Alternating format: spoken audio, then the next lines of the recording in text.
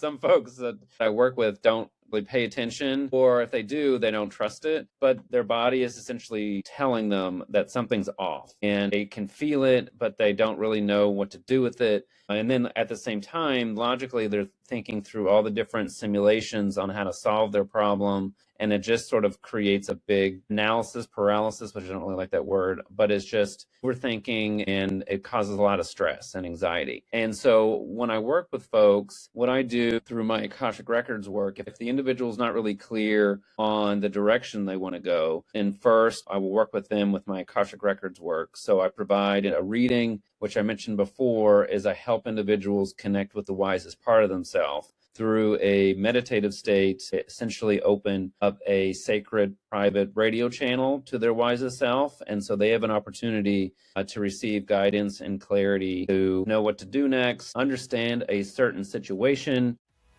Before we dive into today's episode, please hit that subscribe button. Your support helps us grow and inspire more people on their journeys. Thank you. Hello, Adam. Thank you for joining us today and welcome to the show. Yeah, thanks, Thomas. I'm excited to be here. I appreciate you having me. Likewise. And Adam, for those who don't know you, can you please introduce yourself? Yeah, sure. So my name's Adam Dickinson. I am currently a Logic to Intuition Integration Advisor, where I serve as a future self strategist, currently helping high-functioning adults interpret their inner signals and navigate career and life transitions with clarity and expanded awareness. At the moment, I'm helping federal workers transition their careers. I just left the Federal Bureau of Investigation, or FBI, as you might be more familiar with it, and helping folks transition into a new aligned path that resonates with them and their body, but makes sense logically. So I'm excited to share more about that, but that's me in a nutshell. And before we discuss it in more detail, can you please tell us more about your background? Because I'm sure that it's not only me, but even the audience. It doesn't happen every time or regularly that you meet someone who actually worked for FBI. So what was it like? Was it like your dream, or just tell us more about it? Yeah, sure. So my background professionally, most of my career was with the FBI as an analyst. If those of your listeners are not familiar, there are a lot of different roles within the FBI, but the two prominent ones, you could say more or less, are a special agent and an intelligence analyst. The role of the agent is to help with investigations and, putting, as you could say, the bad actors, if you want to use that word, into jail if you want. But as an analyst, my role was to help connect the dots, simplify complexity, and provide an analytic judgment to either an agent or executive leadership or the president of the United States, for instance, or the U.S. military. It just depended on what sort of program I was responsible for.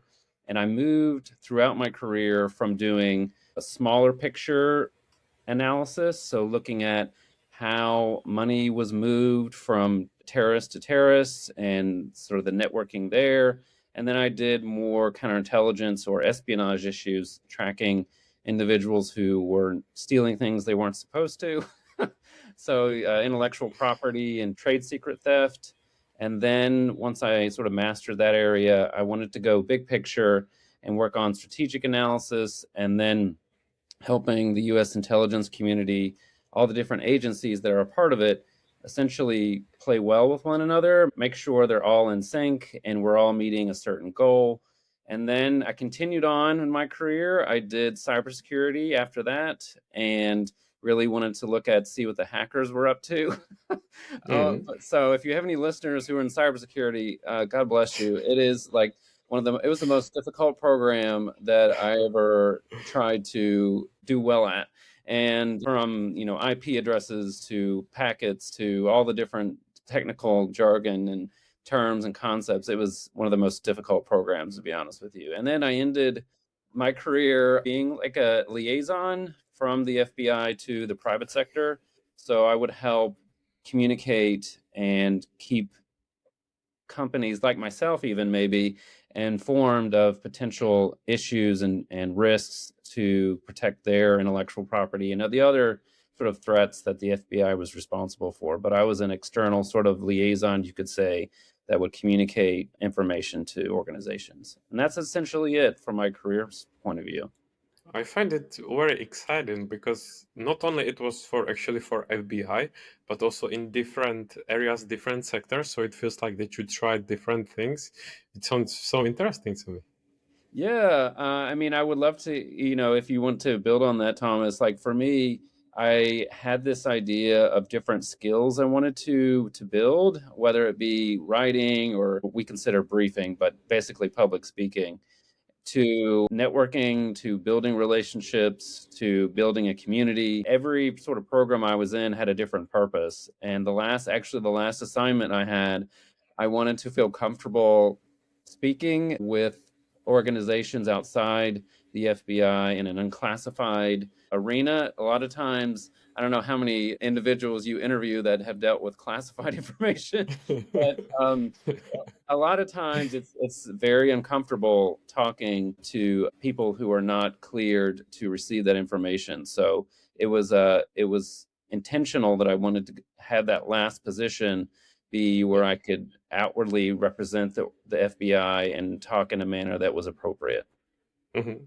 And not to mention that it's often scary or big step out of the comfort zone if you need to speak in front of the large audience or like a group of people and then imagine speaking, but you need to be especially careful about what information you can actually convey. Oh yeah. So I cannot imagine what it's like. Yeah, yeah, 100%. And then you have to be like one of the biggest challenges I had was knowing what in my head was classified and what I could share and what I couldn't. It was super tough. hmm So it sounds like, because sometimes people have career when they kind of get comfortable and it becomes a routine. But to me, your path, it sounds more like it's been always like challenging and yourself pushing forward and stepping out of the comfort zone. So did you like always have this type of mindset? Yeah, that's a great question too. I would say I grew into it as a young child. I had always enjoyed being creative and sort of pushing the boundaries on what was possible or what was sort of normal at the time. I like to do creative projects, for example, and that sort of got me into the mindset and the comfort of pushing what was comfortable for myself internally. And through that, I very early on in my career, actually, now that you mentioned it, I knew I wanted to build this repertoire of skills and techniques, and I guess using LinkedIn terms, frameworks and SOPs, those standard operating procedures.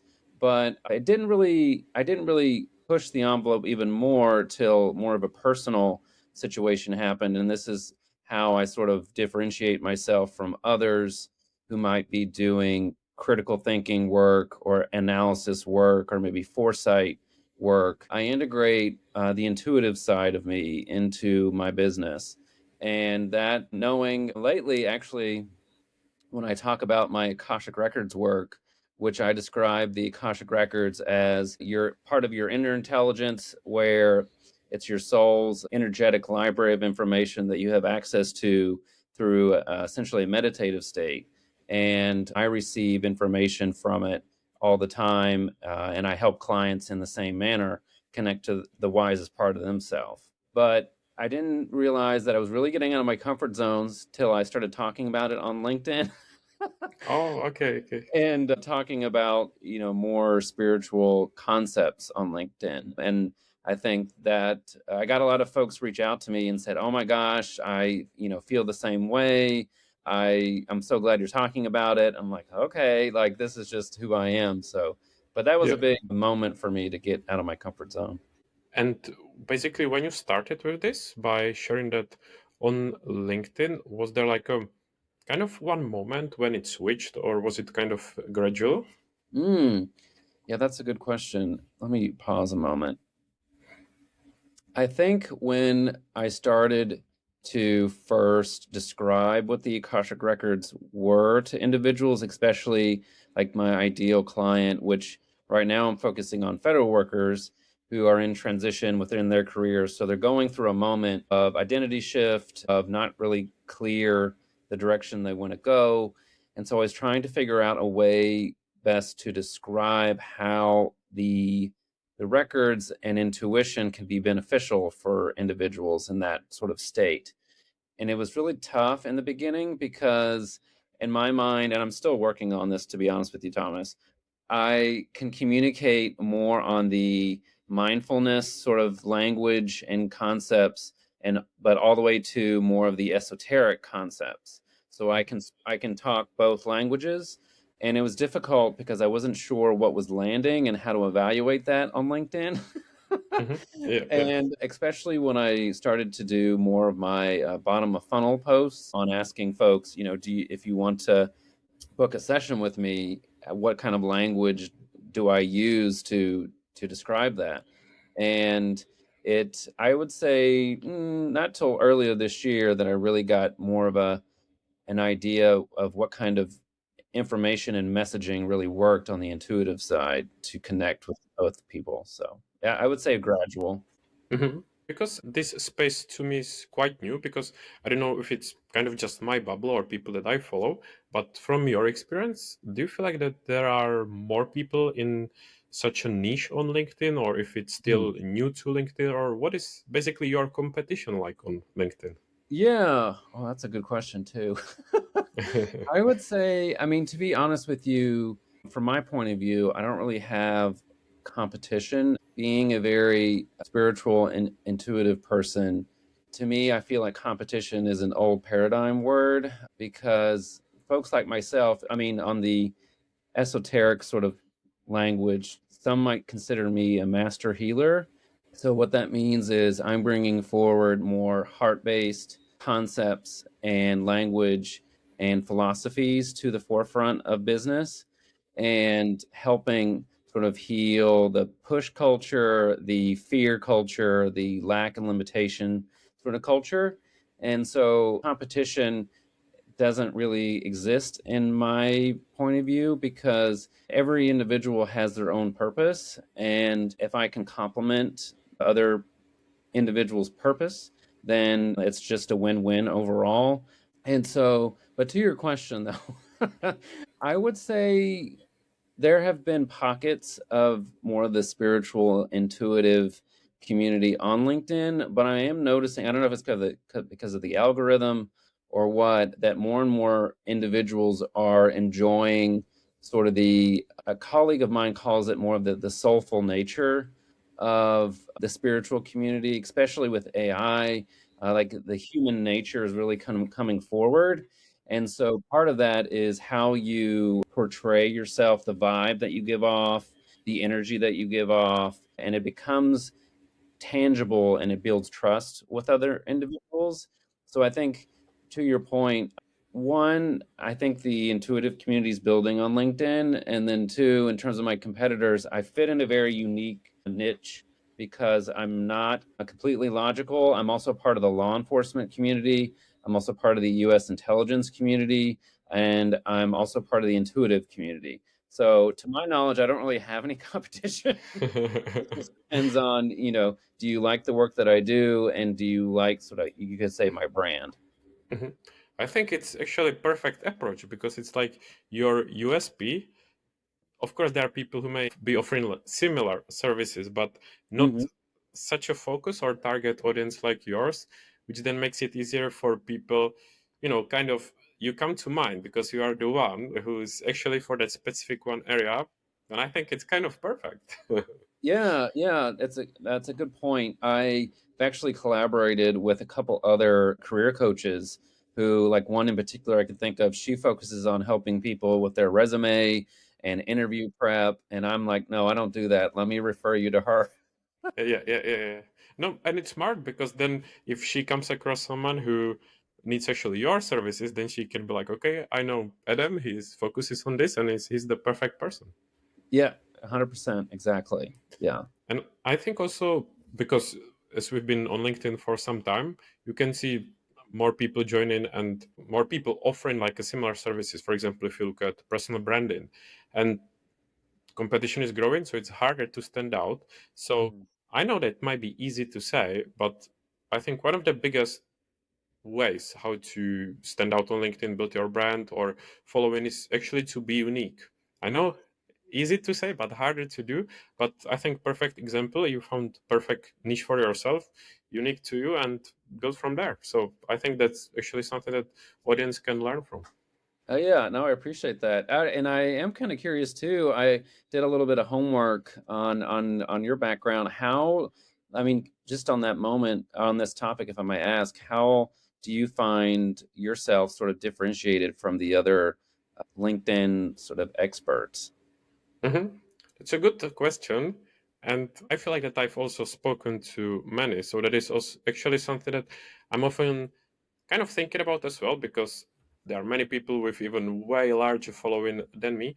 But I would say, I hope it's not going to sound, I don't know, somehow egoistic or something, but I feel like that thanks to my podcast and speaking with all these types of people, it gives me like access to them and their knowledge that I've received. And it's not only from me reading their content, reading their posts, but actually speaking to them, which I believe that gives me some kind of insight that other people don't have, because I think I've done quite a few episodes by now. I've spoken with all kinds of people across different demographics, niches, pretty much from everywhere. So I believe and I hope that it's some kind of competitive advantage that I have, and that it's not something that can give me like ChatGPT or Claude, but it's actually I've spoken to those people, so I actually know it. So I hope that it's something that helps me.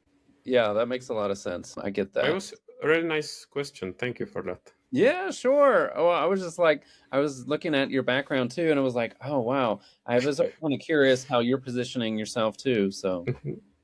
And before, also, when we spoke about what you do, you mentioned AI. And I was going to say that we all use AI, and of course, AI is progressing. It's completely normal to use it, but at the same time, as it's progressing, I feel like that sometimes it might be taking away that personality, because when you see content on LinkedIn, sometimes it's like copy and paste or very similar to others. And I believe that, as you well said before, that if you come across as you, as the real person, as just being personal, in the end it's going to stand out as well, because when everyone becomes similar, all the contents become similar or even the same, it's actually going to be you and yourself that's going to stand out. So that was a great point that you shared before as well.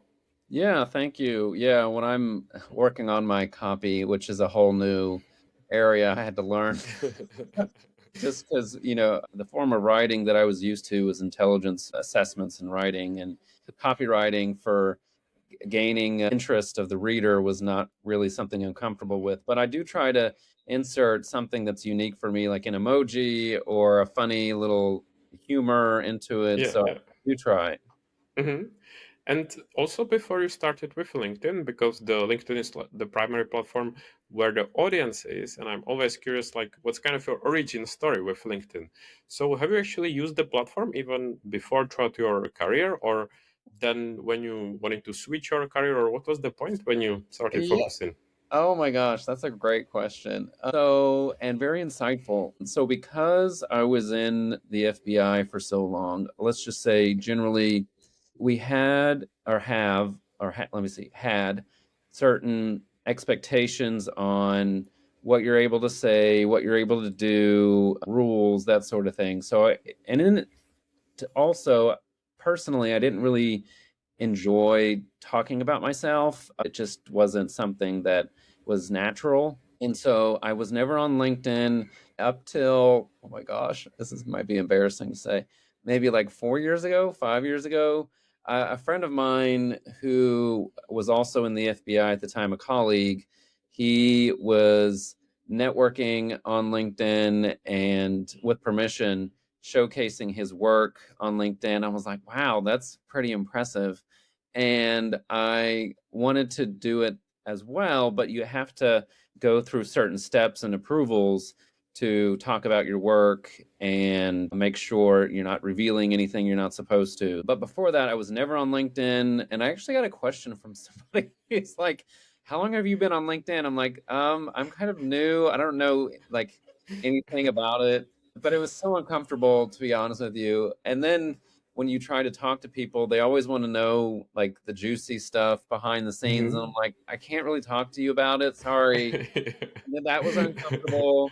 So that was another very much a growing moment to try to how to navigate like getting my resume approved and putting it on LinkedIn and then figuring out how to talk about myself and all those different things from an ethics point of view, from a security point of view. It was tough.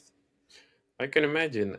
And you can see often people, and I would say that it's actually one of the things that I would recommend to people who are starting out building their brands or like a founders to share the stories from their life, because people often feel like I don't have anything interesting to share or I don't have stories, but everyone has some stories and interesting might just need someone's help to find it. So I kind of understand that maybe for you it could have been challenging, because I'm sure you have even better ones than majority of people do. But then the question is, am I actually able to share it, or is it too classified? So I can imagine that it might have been challenge. Yeah, yeah. So, just as a heads up, Thomas, if you talk to anyone that might have had a background with security or intelligence, they might be sort of fearful, or well, I mean, not fearful, but just cautious on what they share. So, yeah. But then on the flip side, funny enough, I've also had people scared of me when I reach out. I was a part of a community of solopreneurs, and I reached out just with I should have learned to put a note in my connection request, but just a cold sort of connection request with no note. And they're like, why is someone from the FBI reaching out? So I was going to say it. That's a good one. yeah, so I had to be mindful of that sometimes too. Mhm. No, I think it's fun. Quick one before we get back to it. If you like this kind of conversation, I've started sharing short videos on YouTube where I break down what I've learned from more than 150 episodes. Content, podcasting, personal brand. No fluff, just what actually works. Just search produced by on YouTube. Or don't. And keep figuring out the hard way. And Adam, as I think one of the challenges or things that probably many people struggle with is actually how to find clients. So you on LinkedIn, what is your strategy or how do you find your clients actually? Yeah. Oh gosh.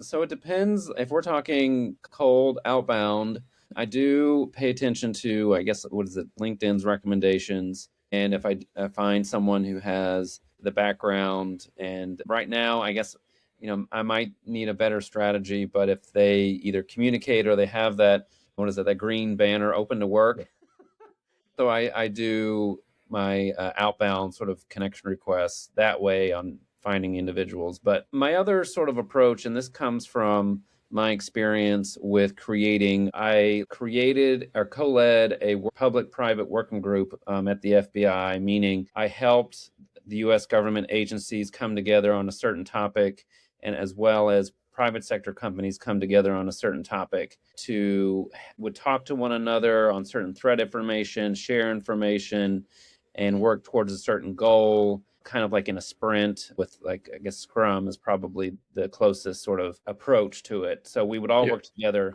And what I learned from that is creating certain pipelines and platforms to start to bring awareness to your services and then gain trust and then eventually convert. So I started to actually I started to network with podcasters to try to get to learn about their audience and cross pollinate audiences. And then I also like to collaborate a lot. So I've done 2 LinkedIn Live conversations, workshops with other business owners to sort of broaden my reach and attention with individuals. So I've done that. But LinkedIn is my primary marketing engine, if you will. Yeah. So I do focus on that. Secondary, my podcast that I'm co-hosting, I was lucky enough to meet up with lovely individuals and co-host with them, and that has really helped. And then my third sort of channel or platform is print. So I'm looking at different ways to reach people. So I was in an interview in a magazine, for example, to reach people. And then there will be another article coming out soon on, I provided some commentary with a journalist who was looking at intuition on how mental health is really influencing and impacting individuals with their intuition. So I provided some commentary there. So expanding, but looking to also refine, did that really work out? How is that helping with my reach and bringing individuals in? But that's been my strategy so far. Still refining it though. I like it that it's creative, trying different avenues, because I think people often find for like one ultimate secret, but the truth is that everyone is different. And I think always the best advice is to try and see what works. Of course, it might not work, but at least you find out. Otherwise, you might think that, okay, this is the best one, but if you don't try the other one, you're never going to find out. And what I really liked, Adam, is that you said that you actually try print as well. I feel like that I don't remember if I heard anyone actually doing the print, so I think it's also good. It's just because of the people that I spoke with, but it's one of the avenues as well. So for people out there, if it fits, your focus, why not give it a try as well? Yeah, thank you for noticing that. One of my strategies, kind of like my go to market strategy, is eventually going from a business to consumer and eventually business to business, Mhm. supporting CEOs and other business owners sort of navigate change and transition to where they want to go down a path that's more in alignment for themselves and their company's culture and their business. And so I have noticed that a lot of other B2B business owners have a hard time reaching CEOs on LinkedIn. So I was like, well, if I was a CEO and super busy, maybe I could go to print. Like my next sort of goal is to work on more of I'm trying to think of examples, but high profile magazines like Forbes and those that I can't think of the other names, but those sort of established periodicals and magazines that folks might be looking at. And that's sort of my next sort of step. Yeah, that is smart and hope it works out. And I also think that what is smart from your approach is, or a good thing is to be proactive, because as you said, whether it's podcasters hosting a podcast, doing lives, sometimes people expect that all the opportunities come to you, but if you're not the person who's actually active, proactive, and trying to get yourself out there, it's rare that those opportunities would come back to you. So I think that comes back to the mindset that we discussed before. Yeah, yeah. And so yeah, curious of all the individuals that you've interviewed, what have been some themes with how they've landed clients? I think what's the most common, or I would say probably most desirable or the ideal scenario, is through the content, such as if you got content written, structured, and done in a way that it attracts people. But at the same time, I think if you are honest, that is something that everyone hopes for, but it's not the reality for everyone, because you know that's what everyone wants. So I don't think it's going to work for everyone. Of course, I believe that you need to have some kind of name already, because then if the person checks your profile, it's likely that they are going to work with someone who's got more established brand rather than someone new. Mm, So I would say the content is number one, and I think then the outbound, such as sending DMs to people. But then it's a tricky one, because I'm sure that you receive it as well. It gets quite annoying if you get pitches all the time, and yeah. often it sounds literally like AI. So I think then it comes down to taking some time maybe to understand the person, build some kind of relationship before literally sending a connection request and pitch straight to person's face and okay, sell, buy my services and this and that. So really, I would say the content and then DMs, but have some kind of strategy behind it. Okay. Yeah, I'm still working on the DMs too. No, Uh, I think you are doing great, Adam. I think it's just also about the time and being realistic, because sometimes I think also people think that it just happens, like that.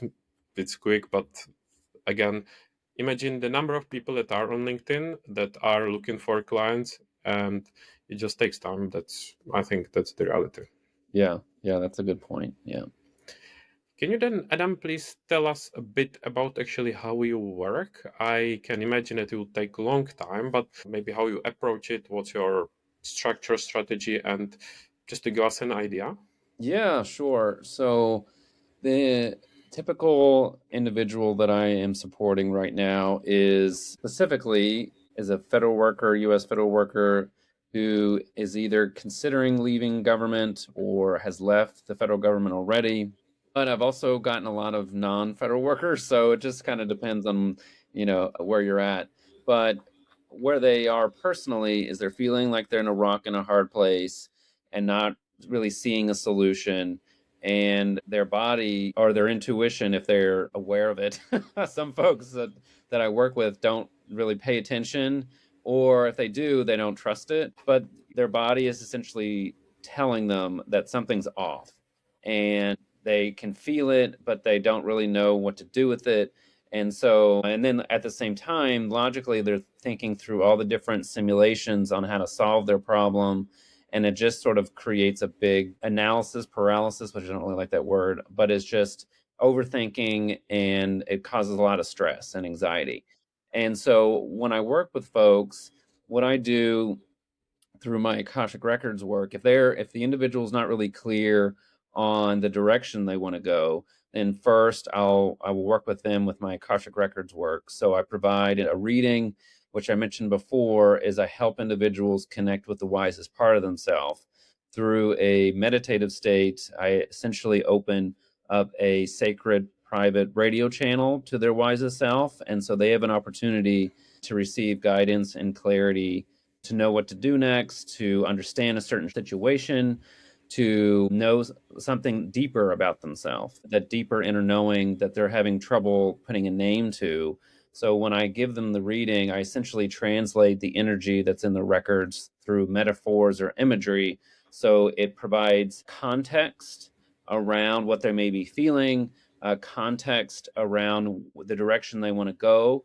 So what that reading does is essentially scope the problem set, and it helps them bring a little bit more of a refinement to the direction. From there, after the reading, then I switch over to the logical side and use my FBI analytic background, and I help with execution of that. So the client selects what resonated intuitively within their body from the Akashic record reading, and then I help them analytically tease out their vision, where they want to go, and then creating structure analytically on how to execute. So they could want like a decision making framework. They could want how to look at an opposite point of view on something. They could want how to create their strategic priorities and sub priorities, a lot of different things on how to move forward. But what I do essentially is help simplify all the different moving parts on the direction they want to go. So kind of like what I was doing in the FBI, but now like for the layperson, for the everyday sort of individual. And then from there, we progress a little bit more, and then I advise them on how to integrate logical signals and intuitive signals so they can start to strengthen their decision making capability to continue down a path of alignment. Because a lot of times I've noticed, and I think humanity's going in this direction, if you're not paying attention to your intuition and what your gut's telling you, then you'll be in a lot of pain. um, and through anxiety or depression. That's why I think a lot of individuals are having mental health challenges, just generally speaking. And as you start to integrate more of how your intuition is leading you, that can help a lot more. Things become a lot easier, and so you can lead yourself with calm certainty. And then if an individual wants to go even further with me, I can help them refine their intuitive skills to know what's intuition, what's not, what's fear, how to add neutrality when you're observing your intuitive information, and then how to integrate that with logical processes. And then we refine sort of the strategy and analytics side as well. So it just depends on where they're at on their journey and how much of an identity shift they want to make. Mhm. And I can imagine that it really differs on specific person, context, and scenario. But is there like an estimate how long such a collaboration takes? Yeah, so some folks just want a quick sort of, I'll say, insights onto what their intuition is I guess, showing them, and that's a just a, I have a 60-minute reading for that. But if they want to, what I call right now, I'm describing it as like my inner compass offer. If they want to have both the intuitive side and the execution, the analytic side, that's about a 3 week process where it's just a small nudge in the right direction to gain that clarity in their next steps. And then if they want to go deeper, I have a 3 to 6 months sort of ongoing sort of support. So it can help them during those high stakes decisions. If they're gaining that established baseline and then they're trying to execute and then they need that additional sort of support as they make decisions, that's sort of an ongoing support for them. Mhm. And as you've worked with a number of clients, are there like any recurring themes or patterns that you see across these people? Yeah, God, great questions. I would say the recurring themes are they definitely, individuals definitely feel like they're not sure how to solve their problem. Like they keep questioning themselves, not trusting themselves, not seeing a solution at all. And they just, like, the anxiety builds. And then from there, another theme is this identity sort of change. A lot of folks that I engage in and talk to and support, they want to live a life that's easier, that's in flow, that Mhm. resonates. They're tired of pushing with their personal life, with their career, and they're wanting to get into a state of ease, and knowing that they're always safe, but going into a path that's more expansive. And I would say those are the biggest themes. I mean, it deals with, well, another theme that's been coming up actually, Thomas, is sort of interesting, is individuals who have mastered logical based systems and they're now trying to refine their intuitive skills. They're like bored with the sort of the world, and they're curious about this other world that's they're not really used to, and they want to hone in the intuitive side of things. Mhm. That is interesting. And actually, Adam, as you are helping people like this and with all this stuff, what is it actually that, let's say, helps you if, for example, you feel down or it's not working for you, or, it's not always as glamorous, such as to show up, even with LinkedIn, show up every day, be positive and everything, and especially you, because you are helping these people. What is it Mhm. actually that helps you?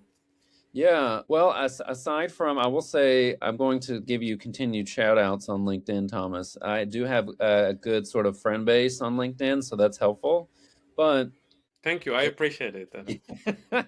yeah, but when they're not available and I'm by myself, you could say, I do have certain practices that I do. So, one, and this is what put me down the spiritual path. I had a painful breakup, and after that, I started to meditate a lot.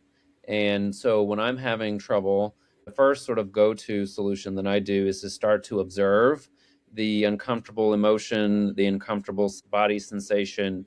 And then when I start to observe it, it releases the tension and then it starts to fall, and you start to release that grip that's on you. So that's my first thing that I do. If that's not working, like if I'm like super triggered, and if it's like a deep sort of, I don't say wound, but a deep trigger that I'm having trouble moving through, then I have other options. So I have what I kind of describe as my soul pod, meaning I have some friends who also went through my Akashic Records training, and I reach out to them to say, hey, can you go into my own Akashic Records and help me navigate what's happening? Because sometimes, and this is with a lot of intuitive readers, if someone isn't grounded when they're doing this work, the information that they can receive is not really clear. So you have to be very much in a neutral state, a very grounded state to have that clarity. So I'll go, and if I'm triggered, I'll go to a friend and he'll read or she'll read my own records.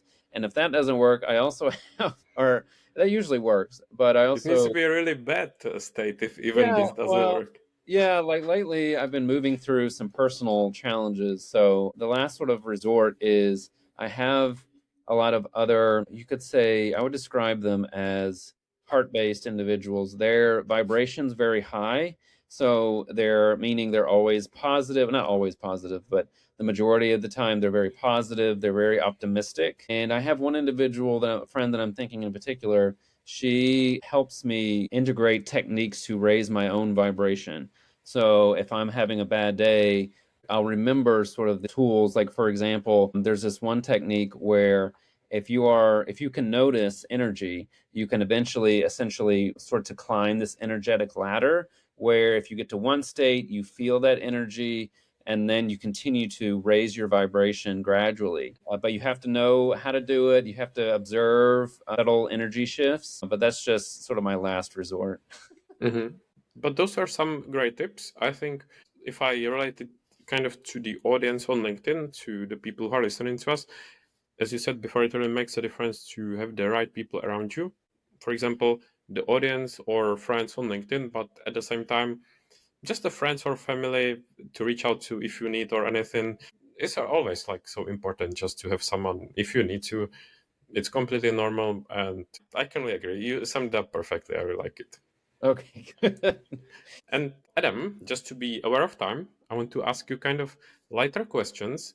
So, what is it that you like to do in your free time, or what are some of your hobbies?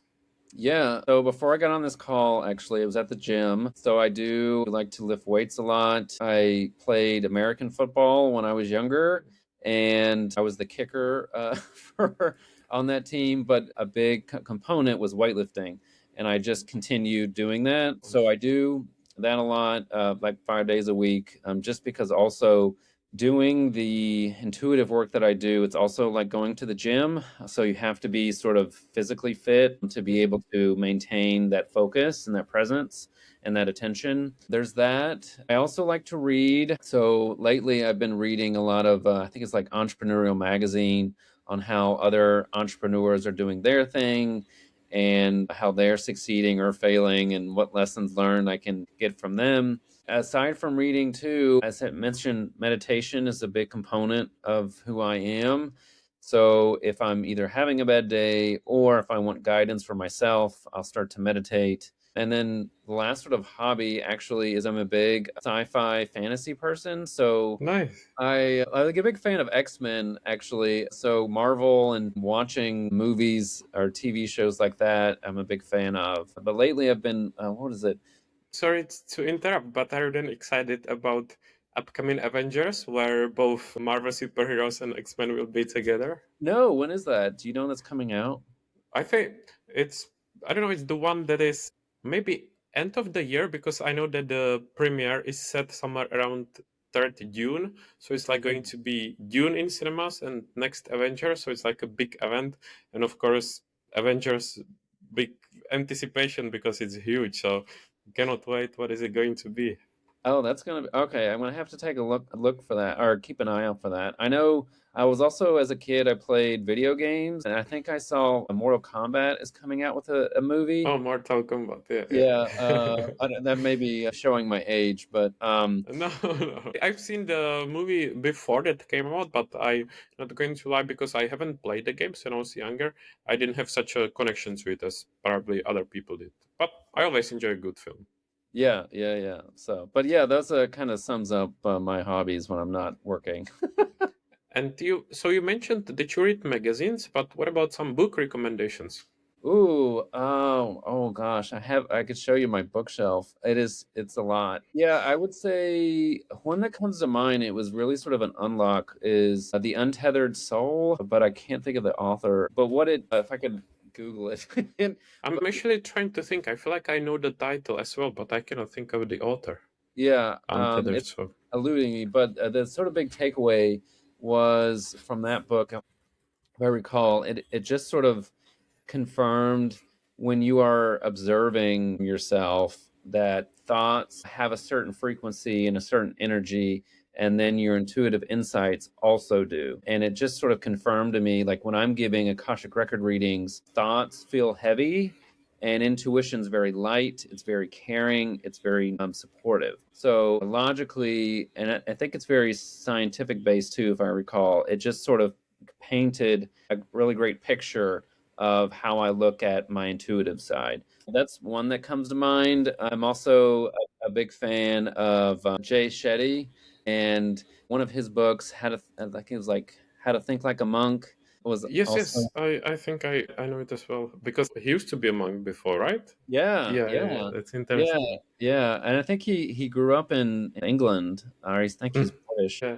because I know him from the podcast, and I've seen him both as a guest on many podcasts and him as a podcaster as well, which for us is especially unique as a podcaster as well. But it's a good recommendation too. Yeah, yeah. Those would come to mind, anyways. I had a quick look in the background for the audience if they are curious that the Untethered Soul is by Michael Allen Singer, the Mm, author. yeah, appreciate that. Thank you. Of course. And Alan, please, can you summarize where people can find you, follow you, and promote any of your services? Yeah, thank you. So, if you're in the middle of a career transition or personal internal shift and want more clarity on your next steps, you can connect with me on LinkedIn at, I guess, the moniker Adam-R-Dickinson. I share weekly insights on logic to intuition integration and practical ways to understand your inner intelligence during reinvention. You can also find me on the podcast platform Spotify, Apple, YouTube, and I think we're on Substack. I'm a co host of the Soul Professional podcast, the Global Conversation Series. So keep a lookout for that and definitely join the conversation there. I will, as always, add any links to the show notes. And I didn't ask about the podcast because I know that if I would ask, we would spend the whole hour discussing just the podcast. So I had to be careful. But for the audience, please check it out as well. I will leave the link in the show notes. And Adam, are there like any goals or anything that you are planning and would be willing to share with the audience to be excited about?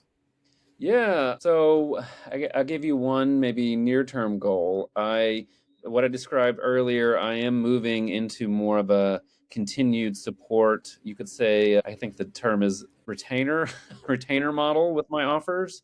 That is one thing I'm excited about for those who need more of that ongoing help.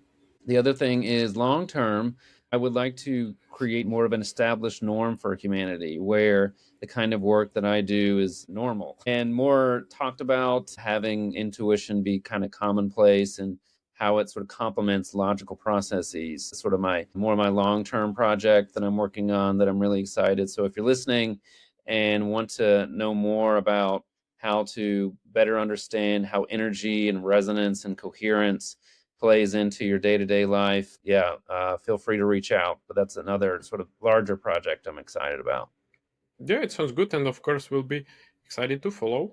And you actually gave me an idea when we discussed the books. Don't you have an idea actually to write your own as well? Yeah, I mean, it would be interesting, wouldn't it, Thomas? My background.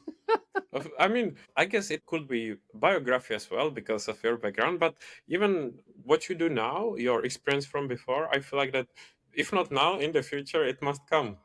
Okay, yeah, no, I mean, let me add that to the list. My LinkedIn content is my main priority. Yeah, of course, of course. But then it will be helpful, because you are building your brand on LinkedIn. Then once you start writing, you've got the audience, and it makes things easier. Yeah, very good point. Mm. Yeah, that's true. Then, Adam, I think very last question actually, if there is anything that I should have asked you or did not, or any final message to leave the audience with. Ooh, yeah. I would say, yeah, I've gotten asked this before. If you're listening and you're having a difficult time right now and you don't see a solution forward, I would just encourage you to pause, love yourself, take a moment to take a breath and start to observe your thoughts, your emotions, and your intuitive information. That's really sort of the foundational step to start to go down a path that's in more alignment for yourself. And if you need help, feel free to reach out to me on LinkedIn. But I think a lot of individuals, especially with what's going on in the world right now, nothing seems to logically make sense a lot anymore, or it's very unrecognizable. So I think following your intuitive side is really what the world is asking for. It's a nice message to end with. I think don't be afraid to slow down sometimes, especially with social media, trying to compare ourselves with others, trying to do more, etc. And don't be afraid to reach out to others for help. I think Yeah. it's nothing wrong with that, and it actually might really help. So it was a really nice message to end with, Adam. Thank you, sir. I appreciate that.